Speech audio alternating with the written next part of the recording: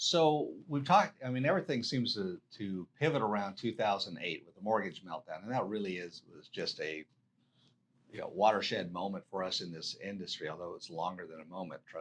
Trust me, for those of us that live through it.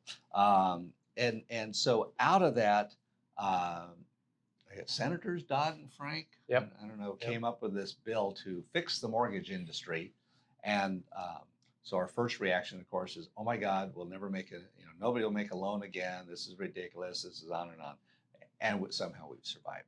And so, Bill, why don't you tell us kind of like a little bit what it was like before, what it was like going through, and what it's like now on the effects of the Dodd Frank bill. So Dodd Frank covered, I mean, it was way more than the mortgage industry. I mean, it was financial institutions, banking institutions, and they came in and they just basically said, we have to make sure that our financial foundation of the U.S.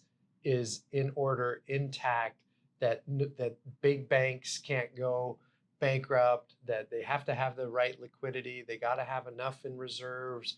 So, I mean, they went through this whole thing, and then it filtered into all sorts of the financial industry. The CFPB came out of it, Consumer Finance Protection Bureau came out of it, and they essentially did stress tests of banks to make sure that if there was a run on the bank, that the bank could survive the run.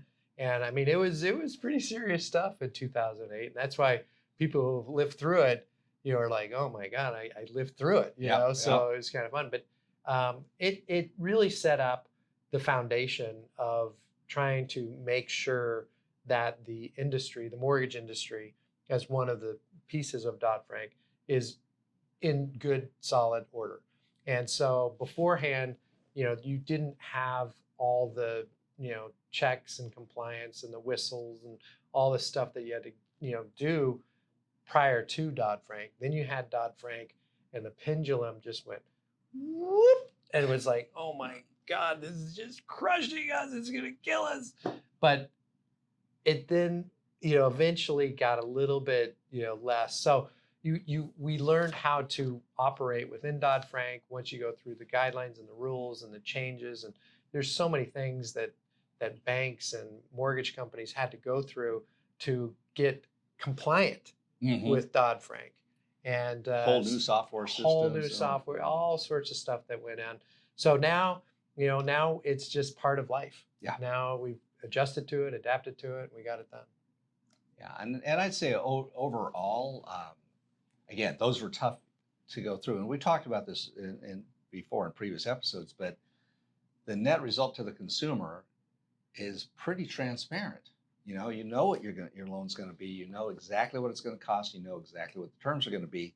And when we get to the finish line, it's got to be within that much of the same thing that Bill told you at the beginning, at the end, and that's a pretty good thing for people, for the end consumer. For the end consumer, I think overall it's good. And it's nice to have. We hated it, but it turned out okay. It was awful. And again, we've talked about the bar of entry in this industry, real estate and in lending. It's a higher bar of entry now. So the fly-by-night operations can't afford to operate at this level. It's just too much involvement. So it's weeded out a lot of the marginal players. For sure.